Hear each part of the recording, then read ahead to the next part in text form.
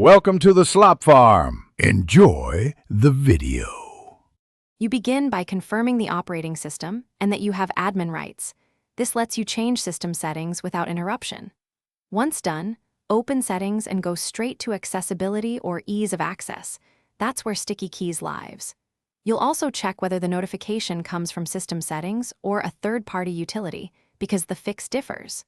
Make sure to save open files before toggling options so nothing is lost while you modify keyboard behavior. You now disable the feature and its alerts. On Windows, go to Accessibility then Keyboard, turn off sticky keys, and specifically disable the shortcut that triggers notifications. If there's a separate Show Notification toggle, switch it off to stop pop-ups. On Mac OS, open System Settings, Accessibility, Keyboard, and uncheck sticky keys. After changing settings, test by pressing Shift 5 times. If no prompt appears, the problem is fixed. If it does, follow the next slide for deeper troubleshooting. You finish by restarting the computer to ensure settings apply and any cached prompts clear out. Once restarted, inspect startup apps and background utilities.